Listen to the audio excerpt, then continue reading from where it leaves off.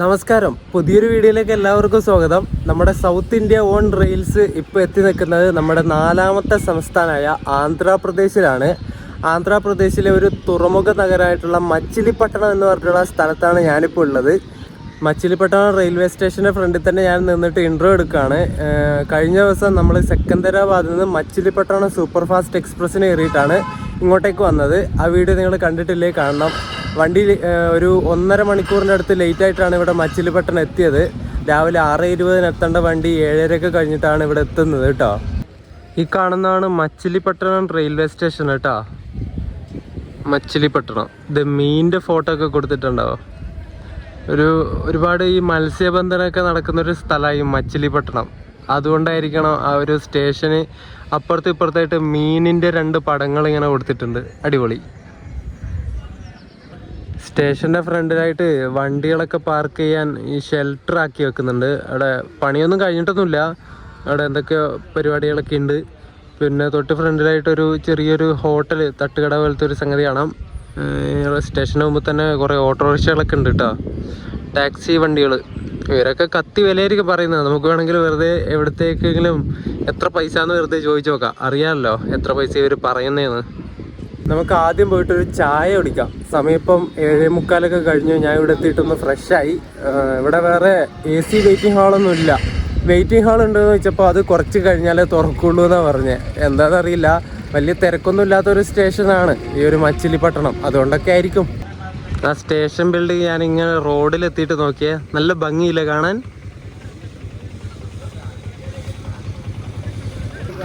Railway സ്റ്റേഷൻ്റെ ഫ്രണ്ടിലുണ്ടായിരുന്ന തട്ടുകടയിൽ കയറി ഒരു 4 വട മേടിച്ചു. വടയൊക്കെ ചെറിയ വലിപ്പമേ ഉള്ളൂ കേട്ടോ. വടയും പിന്നെ എന്തോ ഒരു 2 സൈസ് ചമ്മന്തി ഉണ്ട്. ഈ ഒരു വെള്ളച്ചമ്മന്തി ഭയങ്കര മധുരമാണ്. അത് കൂട്ടാൻ പറ്റുന്നില്ല, കഴിക്കാൻ രസമില്ല. മറ്റേത് വലിയ കുഴപ്പമില്ല. പിന്നെ ചായയും മേടിച്ചു. ചായ ഉണ്ടോ? ചായയുടെ ഗ്ലാസ് എന്നൊക്കെ പറയുന്നത് നമ്മുടെ വിരലിൻ്റെ ചെറുവിരലില്ലേ, അതിൻ്റെ പകുതിയേ ഉള്ളൂ കേട്ടോ. എന്ത് ചെയ്യാനാ. ഞാൻ ആ സ്റ്റേഷൻ്റെ മുമ്പിൽ നിന്നൊരു ചായയും കുടിച്ചിട്ട് ഇങ്ങനെ നടക്കുകയാണ്. അവിടെ നിന്ന് 4 വടയും ഒരു ചായയും കുടിച്ചതിന് 37 രൂപ കേട്ടോ. അതായത് 4 വട കൂടിയിട്ട് 30 രൂപയാണല്ലോ. പിന്നെ ആ ചെറുവിരലിൻ്റെ അത്ര പോലെയുള്ള ആ ഒരു ചായക്ക് 7 രൂപ. അതെന്തോ ഭാഗ്യം 10 രൂപ എടുക്കാത്തത്. 10 രൂപ എടുക്കുകയാണെങ്കിൽ ഞാൻ ചോദിക്കണമെന്ന് വിചാരിച്ചതാണ്. ഇതുപോലത്തെ ഇമാതിരി ചെറിയ ഗ്ലാസ്സിൽ കുടിക്കുന്നതിന് 10 രൂപ വേണമെന്ന് ചോദിക്കാമെന്ന് വിചാരിച്ചത്. പക്ഷേ അവർ 7 രൂപ എടുത്തുള്ളൂ. എനിക്ക് കൂട്ടിന് നടക്കാനായിട്ട് ഈ ഒരു പട്ടിയുണ്ട് കേട്ടോ. ഈ ഒരു വെള്ള പട്ടി. കഴുത്തിൽ ബെൽറ്റും കാര്യങ്ങളൊക്കെ ഉണ്ട്. ഏതോ വീട്ടിലെ പട്ടിയാന്ന് തോന്നുന്നു. വെറുതെ ഇങ്ങനെ ഇറങ്ങി നടക്കാന്ന് തോന്നുന്നു. ഇത് വേറെ ഒരെണ്ണം ഇവിടെ നിൽക്കുന്നുണ്ട്. കുറേ ആൾക്കാരുണ്ടെന്ന് തോന്നുന്നു ഈ ഒരു ഭാഗത്തൊക്കെ. ഞാൻ ഇതിലൂടെ നടക്കുകയാണേ. ഇവിടെ ഒരു ക്ഷേത്രം കാണാം. ഹനുമാൻ സ്വാമിയുടെ എങ്ങനെയാണെന്ന് തോന്നുന്നു കേട്ടോ. ഇവിടെ ഒരു ശിവലിംഗം പോലത്തെ ഒരു ഇതൊക്കെ ഉണ്ട്. ഹനുമാൻ്റെ തന്നെ ആയിരിക്കണം കേട്ടോ. ഇതാണ് ക്ഷേത്രം. ഇത് ഹനുമാൻ്റെ ഇങ്ങനെ പ്രതിമകൾ ഇങ്ങനെ ആക്കി വെച്ചിട്ടുണ്ട്. ഹനുമാനല്ല, കുരങ്ങന്മാരുടെ. അതുകൊണ്ട് ഞാൻ ഊഹിച്ചാണ് ഹനുമാൻ്റെ തന്നെ ആയിരിക്കുമെന്ന്. ശ്രീറാം, ഇനി രാമൻ്റെതായിരിക്കുമോ? ചെറിയൊരു അമ്പലമാണേ. ഇതൊന്നും വായിക്കാൻ പറ്റണില്ല. ഇംഗ്ലീഷിൽ ബോർഡും കാര്യങ്ങളൊന്നുമില്ല. ആകെയുള്ളതാ ഫോൺ നമ്പറാണ്. അത് മാത്രമേ മനസ്സിലാവുന്നുള്ളൂ. എന്തായാലും നല്ല രസമുണ്ട് കേട്ടോ അമ്പലം കാണാൻ. ചെറിയൊരു അമ്പലം. ചിലപ്പോൾ ശ്രീരാമൻ്റെ ആയിരിക്കും കേട്ടോ.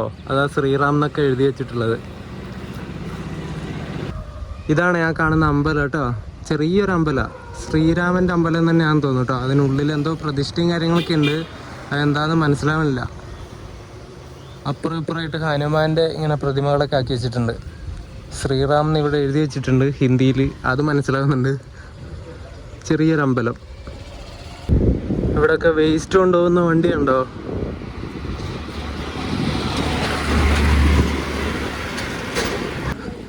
ആന്ധ്രാപ്രദേശിലെ കൃഷ്ണ ജില്ലയിൽ സ്ഥിതി ചെയ്യുന്ന ഒരു തീരദേശ പട്ടണമാണ് ഈ ഒരു മച്ചിലിപ്പട്ടണം, അല്ലെങ്കിൽ മസൂലിപ്പട്ടണം.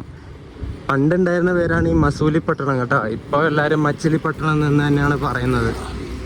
16, 17 നൂറ്റാണ്ടുകളിൽ ഈ ഒരു സ്ഥലം ഒരു പ്രധാന വ്യാപാര തുറമുഖ നഗരം കൂടെയായിരുന്നു. പോർച്ചുഗീസ്, ബ്രിട്ടീഷ്, ഡച്ച്, ഫ്രഞ്ച് തുടങ്ങിയ ആൾക്കാരൊക്കെ ഭരിക്കുന്ന സമയത്ത് ഭയങ്കര ആക്റ്റീവായിട്ടുണ്ടായിരുന്ന ഒരു തുറമുഖമായിരുന്നു ഈ ഒരു മസൂലിപ്പട്ടണം. റെയിൽവേ സ്റ്റേഷൻ്റെ ഫ്രണ്ടിൽ നിന്ന് ഇങ്ങനെ നടന്നു വരുന്ന സമയത്ത് ഇതുപോലൊരു ജംഗ്ഷൻ എത്തും. ഇവിടെ നിന്ന് റൈറ്റിലേക്ക് പോയാൽ നേരെ പോർട്ടിലേക്ക് പോകുന്ന റോഡാണേ. മച്ചിലിപ്പട്ടണം പോർട്ടിലേക്ക്. നമുക്ക് ആ ഒരു ഭാഗത്തേക്ക് പോയി നോക്കാം അല്ലേ.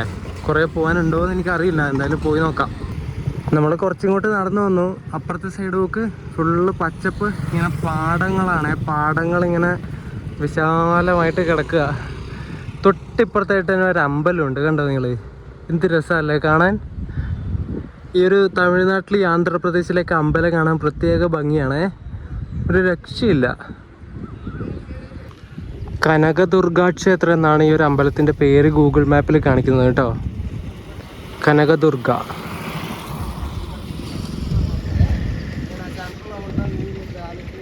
ഇത് കണ്ടോ, ഒരു വശത്ത് നല്ല പച്ചപ്പും കാര്യങ്ങളൊക്കെ ഉണ്ട്. നേരെ ഇപ്പുറം വശത്തോക്ക് ഒരു തോട് പോലത്തെ ഒരു സാധനം, അതിന് അപ്പുറത്തായിട്ട് നല്ല കിട്ടില്ലൻ കൂമ്പാരങ്ങളായി കിടക്കുന്ന വേസ്റ്റും. അടിപൊളിയല്ലേ, ഞാനൊന്നും പറയണില്ല. 3-ാം നൂറ്റാണ്ടിൽ ശതവാഹന വംശം ഭരിക്കുന്ന സമയത്താണ് ഈ ഒരു സ്ഥലം കുറച്ചൊന്ന് ഫേമസ് ആയിട്ട് ഉയർന്നു വന്നത്. ഈ ഒരു സ്ഥലത്തിനെ പണ്ട് മൈസലോസ് എന്നായിരുന്നു നമ്മുടെ ടോളമിയുടെ ഒക്കെ വർക്കിൽ ഈ ഒരു സ്ഥലത്തിനെ മെൻഷൻ ചെയ്തിട്ടുള്ളത് കേട്ടോ. അതുപോലെ ഗോൾക്കൊണ്ട രാജവംശം ഭരിച്ച സമയത്താണ് ഈ ഒരു സ്ഥലത്തിൻ്റെയും ഈ ഒരു തുറമുഖത്തിൻ്റെയൊക്കെ ഒരു ഉച്ചിയിലെത്തുക എന്നൊക്കെ പറയില്ലേ, ആ ഒരു അത്രയും ഫേമസിൽ അല്ലെങ്കിൽ അത്രയും പീക്കിൽ ഈ ഒരു സ്ഥലം എത്തിയത് നമ്മുടെ ഗോൾക്കൊണ്ട രാജവംശം ഭരിക്കുന്ന സമയത്താണ്. ഈ ഒരു മച്ചിലിപ്പട്ടണത്തിൻ്റെ ചരിത്രം പറയാനാണെങ്കിൽ ഒരുപാടുണ്ട് കേട്ടോ. ആ ചരിത്രങ്ങളൊക്കെ ഞാൻ പറയാൻ നിന്നാൽ നിങ്ങൾ ഈ വീഡിയോ സ്കിപ്പ് അടിച്ചിട്ട് പോകുമെന്ന് എനിക്കറിയാം. അതുകൊണ്ട് ഞാൻ ചത്താലും പറയൂല. അങ്ങനെ നിങ്ങളിപ്പോൾ ഈ വീഡിയോ സ്കിപ്പ് അടിച്ചിട്ട് പോകണ്ട, കണ്ടിട്ട് പോയാൽ മതി. ആ ഹിസ്റ്ററി നിങ്ങൾക്ക് അറിയണമെന്നുണ്ടെങ്കിൽ നിങ്ങൾ യൂട്യൂബിലോ അല്ലെങ്കിൽ വിക്കിപീഡിയ എങ്ങാനും നോക്കിയാൽ മതി കേട്ടോ. കുറേ ചരിത്രമുണ്ട്. എല്ലാം കൂടി പറഞ്ഞാൽ നിങ്ങൾ ഈ വീഡിയോ കണ്ടിട്ട് കിടന്ന് ഉറങ്ങിപ്പോവും. ഞാനിപ്പോൾ നടന്നുകൊണ്ടിരിക്കുന്ന ഈ പോർട്ട് ഭാഗത്തേക്ക് പോകുന്ന സമയത്ത് ഒരു ബന്ദർ ഫോർട്ട് എന്ന് പറഞ്ഞിട്ടൊരു കോട്ടയുണ്ട്, പഴയ കോട്ട. നമ്മുടെ വിദേശികൾ പണിതിട്ടുള്ള ഒരു കോട്ടയുണ്ട്. ആ കോട്ട കാണാൻ വേണ്ടിയിട്ടാണ് ഞാനിപ്പോൾ ഇങ്ങോട്ട് നടക്കുന്നത്. ഏകദേശം നമ്മുടെ റെയിൽവേ സ്റ്റേഷൻ ഒരു 3.7 കിലോമീറ്റർ നടക്കാനുണ്ട്. ഞാൻ ഓട്ടോക്കാരോട് ചോദിച്ചു എത്ര രൂപയാവുമെന്ന്. അവർ പറഞ്ഞു 400 രൂപയാവും, 20 കിലോമീറ്റർ പോകാനുണ്ടെന്ന്. ഞാൻ അവരെവിടത്തേക്കാണ് 20 കിലോമീറ്റർ എന്ന് എനിക്കറിയില്ല നോക്കിയത്. ഞാൻ പറഞ്ഞത് അവർക്ക് മനസ്സിലാവാനായിട്ടാണോ എന്നറിയില്ല. ഞാൻ ബന്ദർ ഫോർട്ട് എന്ന് പറഞ്ഞു, ബന്ദർ ഫോർട്ട്. അവർ പറഞ്ഞു 20 കിലോമീറ്റർ ഉണ്ട്, 400 രൂപയാവുമെന്ന്. ഈ 3.5 കിലോമീറ്റർ നടക്കാൻ വേണ്ടിയിട്ട് അല്ല പോകാൻ വേണ്ടിയിട്ട് 400 രൂപ കൊടുക്കേണ്ട ആവശ്യമൊന്നുമില്ലല്ലോ. ഞാൻ പിന്നെ അങ്ങ് നടന്നു. ഇത് ഒരു സൂത്രം കാണിച്ചുതരാ. നിങ്ങൾ ആ വെള്ളത്തിൽ എന്തെങ്കിലും കാണുന്നുണ്ടോ? ഇത് ഒരു പോത്ത് കണ്ടോ, അതിലിങ്ങനെ തല മാത്രം പൊങ്ങി കാണിച്ചിട്ട് വരുന്നത്. അയ്യോ, ഒന്നല്ല കേട്ടോ, കുറേ എണ്ണം ഉണ്ട്. ഒരു 3 എണ്ണം ഉണ്ട് കേട്ടോ. ഒന്ന് ഇത് ഇവിടെ ഉണ്ട്, ഇത് ഒന്ന് അങ്ങ് അവിടെ ഉണ്ട്, ഒന്ന് കുറച്ചപ്പുറം ഉണ്ട്. അത് കയറാൻ പോവാ. ഞാൻ കുറേ മുന്നോട്ടേക്ക് എത്തി. ഫ്രണ്ടിൽ നിന്ന് കുറേ പോത്തുകൾ ഇങ്ങനെ വരിയായിട്ട് വരുന്നുണ്ട്. ഇതൊക്കെ ഫിഷിങ് നടക്കുന്ന സ്ഥലമാണ് കേട്ടോ. ഈ ചേട്ടനൊരു വല ശരിയാക്കിക്കൊണ്ടിരിക്കുന്നു.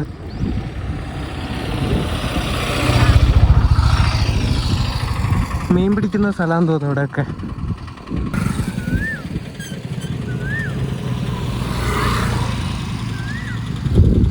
ഇത് എത്ര പോത്തുകളാണ് വരുന്നത് നോക്ക്.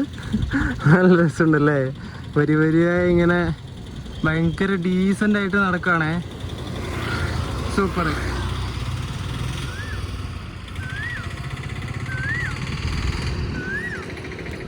ഞാനങ്ങനെ 3.7 കിലോമീറ്റർ നടന്നിട്ട് ഈ കോട്ടയുടെ അവിടെ എത്തിയിട്ടുണ്ട്. കോട്ട ഞാൻ കാണിച്ചു തരാം. ഇങ്ങോട്ടേക്ക് നടന്നു വരണമെന്ന് ഞാൻ ഒരിക്കലും പറയില്ല കേട്ടോ. വരുന്ന വഴിക്ക് മൊത്തം ഈ പശുവിൻ്റെയും പോത്തിൻ്റെയും കാളയുടെ ഒക്കെ ചാണകമാണ്. മൊത്തം റോഡ് നിറച്ചും. വല്ലാതായിപ്പോയി, വരണ്ടാന്ന് തോന്നിപ്പോയി സത്യം പറഞ്ഞാൽ. പിന്നെ ഇറങ്ങി തിരിച്ചല്ലോ എന്ന് വിചാരിച്ചിട്ട് ഇങ്ങോട്ട് വന്നതാണ്. ഞാൻ കോട്ട കാണിച്ചു തരാം. ഈ ഗേറ്റ് അടച്ചു പൂട്ടിയിട്ടാണുള്ളത് കേട്ടോ, എന്താണെന്നറിയില്ല. ഞാൻ ഇതിനുള്ളിലൂടെ ഷൂട്ട് ചെയ്തിട്ട് കാണിച്ചു തരാം. ഇവിടെ വരെ വന്നിട്ട് ഷൂട്ട് ചെയ്യാതെ പോയ മോശമല്ലേ. ഇതെല്ലാം ആർക്കിയോളജിക്കൽ സർവേ ഓഫ് ഇന്ത്യയുടെ കീഴിൽ പ്രൊട്ടക്ട് ചെയ്തിട്ടുള്ള സ്ഥലമാണ്. അങ്ങ് അവിടെ ആയിട്ട് എന്തോ ഒരു ബിൽഡിംഗ് ആണ്, പഴയൊരു ബിൽഡിംഗ് ആണേ. അതും ഇങ്ങനെ വേലിയൊക്കെ കെട്ടിയിട്ട് പ്രൊട്ടക്ട് ചെയ്തിട്ടാണ് ഉള്ളത്. ഇവിടുത്തെ ഒരു ചേട്ടൻ വരുന്നുണ്ടായിരുന്നു. ഞാൻ പറഞ്ഞു ചേട്ടാ ഇത് ക്ലോസ്ഡ് ആണോ, ലോക്ക് ആക്കിയിട്ടുണ്ട് പറഞ്ഞു. എന്നിട്ട് ആ ചേട്ടൻ അത് ലോക്കല്ല, അതിങ്ങനെ ചെയിൻ വെറുതെ ഇട്ട് വെച്ചതേ ഉള്ളൂ പറഞ്ഞിട്ട് തുറന്നു തന്നു. പെർമിഷൻ എന്തെങ്കിലും വേണോ വെച്ചപ്പോൾ ഒന്നും വേണ്ട, കയറി പൊക്കോന്ന് പറഞ്ഞു. എന്തായാലും അടിപൊളി. നമ്മൾ ഇപ്പോൾ ഉള്ള ഈ മച്ചിലിപ്പട്ടണം ബന്ദർ എന്ന പേരിലും അറിയപ്പെടുന്നുണ്ട്. ബന്ദർ ആണോ ബാന്ദർ ആണോ എന്നറിയില്ല. എന്തായാലും ഈ ബാന്ദർ എന്ന് പറഞ്ഞ അല്ലെങ്കിൽ ഈ ബന്ദർ എന്ന് പറഞ്ഞത് ഒരു പേർഷ്യൻ വാക്കാണ്. അതിൻ്റെ അർത്ഥം എന്ന് വെച്ചാൽ പോർട്ട് എന്നാണ്, അതായത് തുറമുഖം. ഈ ഒരു മച്ചിലിപട്ടണത്തിൻ്റെ ചരിത്രങ്ങളും കാര്യങ്ങളൊക്കെ വെച്ച് നോക്കുന്ന സമയത്ത് ബന്ദർ എന്നുള്ള പേരും ഇതിന് ഭയങ്കര ആപ്റ്റായിട്ടുള്ള ഒരു പേരാണ്. കാരണം ഇതൊരു തുറമുഖ നഗരമാണല്ലോ. അപ്പം ബന്ദർ എന്നും പേരായി, മച്ചിലിപട്ടണം എന്ന പേരായി, മസൂലിപട്ടണം എന്ന പേരായി. അങ്ങനെ പേര് കൊണ്ടൊരു അഭിഷേകം നടത്തുന്ന ഒരു സ്ഥലമാണ് ഈ സ്ഥലം. അപ്പോൾ ഈ ഒരു മച്ചിലിപട്ടണം പണ്ട് അറിയപ്പെട്ടിരുന്നത് ബന്ദർ എന്ന പേരിലാണ്. ആ ഒരു പേരിലാണ് നമ്മളിപ്പോൾ കണ്ടുകൊണ്ടിരിക്കുന്ന ഈ ഒരു കോട്ട അറിയപ്പെടുന്നത്, ബന്ദർ ഫോർട്ട്. ഇവിടെ ലോക്കലി പറയുന്നത് ബാന്തറ കോട്ട എന്നാണ് കേട്ടോ. ഈ സൈൻ ബോർഡിലൊക്കെ അങ്ങനെയുള്ളത്, ബാന്തറ കോട്ട. ബ്രിട്ടീഷ് ഭരണ കാലഘട്ടത്തിൽ യൂറോപ്പും ഇന്ത്യയും നടത്തിയ വ്യാപാരത്തിൻ്റെ ഒരു കവാടം, ഒരു ഗേറ്റ് വേ ആയിരുന്ന 16-ാം നൂറ്റാണ്ടിൽ ഡച്ചുകാർ നിർമ്മിച്ച ബന്ദർ കോട്ട ഇപ്പോൾ ശരിക്കും തകർന്നടിയുന്ന പോലത്തെ ഒരു അവസ്ഥയിലാണ് ഉള്ളത്.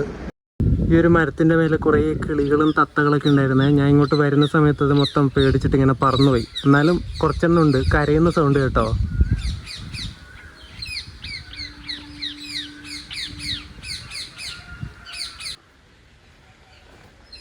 വാവ്, അടിപൊളി. ഇതേ തത്തകൾ പാറിപ്പോകുന്നു. എല്ലാം ഇങ്ങനെ പൊട്ടിപ്പൊളിഞ്ഞ് വീഴാനായി കേട്ടോ. ഇത് കണ്ടോ, മൊത്തം കാട് കയറി ഇങ്ങനെ ആ തേപ്പൊക്കെ ഇങ്ങനെ അടന്നു പോയിട്ട് ഇങ്ങനെ ഇഷ്ടികയൊക്കെ കാണാൻ തുടങ്ങിട്ടോ. എപ്പോഴാണ് ഇത് പൊട്ടിപ്പൊളിഞ്ഞ് വീഴുന്നതെന്ന് പറയാൻ പറ്റില്ല. ഇവിടുത്തെ സൈഡിലൂടെയുള്ള സ്റ്റെപ്പിലൂടെ കയറി വന്നേ മുകളിലേക്ക്. ഇതുണ്ടോ കോട്ടയുടെ ഇത് കാണുന്നത്. ശോ, ഇതിൻ്റെ മുകളിലത്തെ മെയിൻ വാർപ്പൊക്കെ പൊട്ടി വീണു കേട്ടോ. ഇതുണ്ടോ, ഈ കോട്ടയൊക്കെ സംരക്ഷിക്കുന്നത് ആർക്കിയോളജിക്കൽ സർവേ ഓഫ് ഇന്ത്യ എന്ന് പറഞ്ഞിട്ട് കാര്യമൊന്നുമില്ല. അവരുടെ ഡിപ്പാർട്ട്മെൻറ്റ് ഈ ഒരു ഭാഗത്തേക്ക് തിരിഞ്ഞു നോക്കുന്നില്ല എന്ന് തോന്നുന്നു. അങ്ങനെ നോക്കുന്നുണ്ടായിരുന്നെങ്കിൽ ഇത്രയും പഴയ, ഇത്രയും ചരിത്രങ്ങൾ ഉറങ്ങുന്ന ഇതുപോലത്തെ കോട്ടയൊക്കെ അവരിങ്ങനെ നശിപ്പിക്കാൻ വിട്ടുകൊടുക്കുമോ? ഇതെല്ലാം ഇങ്ങനെ തകർന്ന് വീഴാൻ പോകുന്ന രീതിയിലാണ് ഉള്ളത് ഈ കോട്ട. കുറേ മേൽഭാഗങ്ങളൊക്കെ ഇങ്ങനെ തകർന്ന് വീണു ഓൾറെഡി. ഇനിയിപ്പോൾ കുറച്ച് കാലം കൂടി കഴിഞ്ഞാൽ ഇങ്ങനെ ഒരു കോട്ട അവിടെ ഉണ്ടായെന്ന് പോലും ആർക്കും അറിയുന്നുണ്ടാവില്ല. അതുപോലെയാണ് ഇപ്പോഴത്തെ അവസ്ഥ എന്ന് പറയുന്നത്.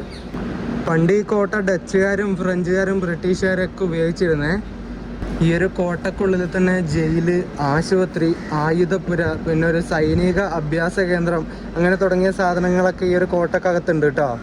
അത് ഏതൊക്കെയാണെന്ന് എനിക്കറിയില്ല. അതവിടെ എഴുതി വെച്ചിട്ടോ മാർക്ക് ചെയ്തിട്ടോ അങ്ങനെയുള്ള എന്തെങ്കിലും ബോർഡ് വെച്ചിട്ടോ ഒന്നുമില്ല. അതാണ് ഞാൻ പറഞ്ഞത്, ആർക്കിയോളജിക്കൽ സർവേ ഓഫ് ഇന്ത്യയുടെ കീഴിൽ ഉണ്ടെന്ന് മാത്രമേ ഉള്ളൂ. ഒരു കാര്യമില്ല, സത്യം പറയാമല്ലോ. ഈ കോട്ട ഇങ്ങനെ നശിക്കുന്നതിൽ പുരാവസ്തു വകുപ്പിനെ മാത്രം കുറ്റം പറയാനും പറ്റില്ല. ഇവിടുത്തെ സംസ്ഥാന സർക്കാരും കണക്കായിരിക്കും, അവരും നോക്കുന്നൊന്നും ഉണ്ടാവില്ല.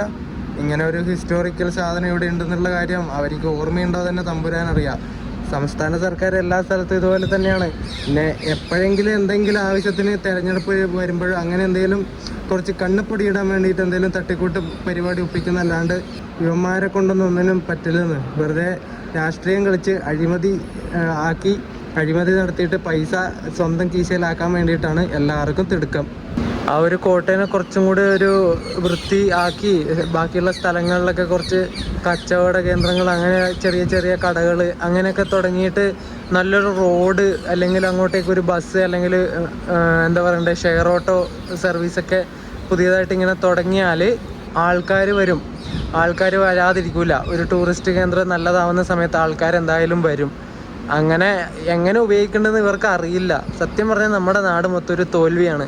എങ്ങനെ നമ്മുടെ രാജ്യത്തെ ടൂറിസം ഡെവലപ്പ് ചെയ്തെടുക്കാന്നുള്ള കാര്യം ഇവിടെയുള്ള ആർക്കും അറിയില്ല.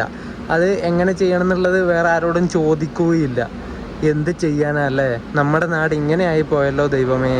ഈ കാണുന്നതൊക്കെ മുമ്പ് ഈ കോട്ടയുടെ ഭാഗമായിട്ടുള്ള സ്ഥലമായിരുന്നു തോന്നുന്നു കേട്ടോ.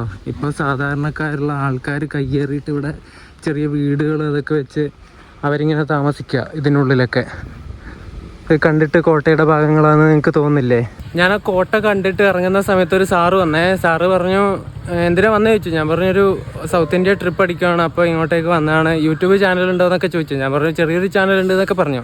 അപ്പോൾ അവർ പറഞ്ഞു ഈ പ്രൊഫഷണൽ ക്യാമറ അങ്ങനെയൊക്കെ വെച്ചിട്ട് ഈ ഡോക്യുമെൻ്ററി ഷൂട്ടിങ്ങൊക്കെ ചെയ്യുന്നുണ്ടെങ്കിൽ ആർക്കിയോളജിക്കൽ സർവേ ഓഫ് ഇന്ത്യയുടെ പെർമിഷൻ വേണമെന്ന് പറഞ്ഞു. ഞാൻ പറഞ്ഞു അങ്ങനെ പ്രൊഫഷണൽ ക്യാമറയൊന്നുമില്ല, ഞാൻ ഫോണിൽ മാത്രമേ ഷൂട്ട് ചെയ്തിട്ടുള്ളൂ. പിന്നെ യൂട്യൂബ്, ഇൻസ്റ്റാഗ്രാം അതുപോലത്തെ കൊമേഴ്ഷ്യൽ ഒരു പ്ലാറ്റ്ഫോമിൽ അപ്ലോഡ് ചെയ്യുന്ന സമയത്ത് അത് അങ്ങനെ ചോദിക്കണം, പെർമിഷൻ വേണമെന്നാണ് പറഞ്ഞത്. എനിക്കങ്ങനെ പെർമിഷൻ വേണമെന്ന് അറിയില്ലായിരുന്നു കേട്ടോ. കാരണം ഇതൊക്കെ നമ്മുടെ നാട്ടിലൊരു പഴയ കാലത്തൊരു സംഗതിയല്ലേ. അതൊക്കെ ഷൂട്ട് ചെയ്ത ആൾക്കാരിലേക്ക് എത്തിക്കുന്നത് അതൊരു നല്ല കാര്യമായിട്ടാണ് എനിക്ക് തോന്നിയത്. പക്ഷെ പെർമിഷൻ വേണമെന്നുള്ള കാര്യം എനിക്ക് അറിയില്ലായിരുന്നു. പക്ഷേ സാറ് പറഞ്ഞ കുഴപ്പമൊന്നുമില്ല, നിങ്ങൾ മൊബൈലിൽ ഷൂട്ട് ചെയ്തല്ല, അങ്ങനെ വലിയ കുഴപ്പമൊന്നുമില്ല, അങ്ങനെ എല്ലാവരോടും നമ്മളങ്ങനെ പറയാറൊന്നുമില്ല, കേസെടുക്കാറൊന്നുമില്ല, പിന്നെ ഫൈനോ അങ്ങനെ എന്തോ സംഗതി ഉണ്ട് പോലും. പക്ഷെ മൊബൈലൊന്നും ഷൂട്ട് ചെയ്യുന്നതിന് കുഴപ്പമൊന്നുമില്ല, നിങ്ങൾ ഷൂട്ട് ചെയ്തോ എന്ന് പറഞ്ഞു. അപ്പോൾ പിന്നെ സന്തോഷമായി. എന്നിട്ട് ഷൂട്ട് ചെയ്തിട്ട് ഞാൻ ഇങ്ങോട്ടേക്ക് വന്നു. ഇനി ഇവിടുന്ന് ഓട്ടോ കിട്ടുമോ നോക്കട്ടെ റെയിൽവേ സ്റ്റേഷനിലേക്ക് പോകാൻ. ഞാനവിടെ റോട്ടിൽ നിന്നപ്പോൾ ഒരു ഷെയർ ഓട്ടോ വന്നു കേട്ടോ. ഷെയർ ഓട്ടോക്ക് 20 രൂപ കൊടുത്തപ്പോൾ ഈ റെയിൽവേ സ്റ്റേഷനിലേക്ക് പോകുന്ന വഴിക്ക് നിർത്തി, ആ ഒരു ജംഗ്ഷനിൽ നിർത്തി. ഇനി അങ്ങോട്ടേക്ക് പോകണം. നല്ല വെയിലാണ്, ഇനി കുടയെടുത്തിട്ട് അങ്ങോട്ടേക്ക് പോകാം, ഇല്ലെങ്കിൽ വെയിൽ കൊണ്ട് കറുത്ത് പോവും, കരിഞ്ഞു പോവും. ഞാനങ്ങനെ ബന്ദർ ഫോർട്ടിൽ പോയിട്ട് ഇപ്പോൾ റെയിൽവേ സ്റ്റേഷനിലേക്ക് എത്താനായിട്ടുണ്ട്. ഇങ്ങോട്ട് തിരിച്ചു വരുന്ന സമയത്ത് ഓട്ടോക്ക് കൈ കാണിച്ച് ഓട്ടോ നിർത്തി. ഒരു ഷെയർ ഓട്ടോ ആയിരുന്നു, വെറും 20 രൂപയെ അവർ മേടിച്ചുള്ളൂ. ഇവിടുന്ന് ഞാൻ അങ്ങോട്ട് പോകുന്ന സമയത്ത് അവർ 400 രൂപ പറഞ്ഞു. ഷെയർ ഓട്ടോ ഉണ്ടെന്നുള്ള കാര്യം അവർ പറഞ്ഞതുമില്ല. അതിവിടെ അങ്ങനെ ഉണ്ടെന്നുള്ള കാര്യം എനിക്കും അറിയില്ലായിരുന്നു. ഇങ്ങനെയാണ് ഓരോ കാര്യങ്ങൾ പഠിക്കുന്നത്. പിന്നെ ഇവിടെ വേറെയും കുറേ സ്ഥലങ്ങളൊക്കെ ഉണ്ട്, ഞാൻ പറയാതെ. നമ്മൾ പോകുമ്പോൾ കണ്ട രാമൻ്റെ അമ്പലമില്ലേ, അവിടെ എത്തിയിട്ടുണ്ട് കേട്ടോ. ഒരു 100-150 200 മീറ്റർ ഉണ്ടാവും, അത്രയും കൂടി നടക്കാനുണ്ട് റെയിൽവേ സ്റ്റേഷനിലേക്ക്. ഇവിടെ നല്ല വെയിലായിട്ടോ, അതുകൊണ്ട് ഞാൻ കുടയൊക്കെ വെച്ചിട്ടാണ് ഇപ്പോൾ നടക്കുന്നത്.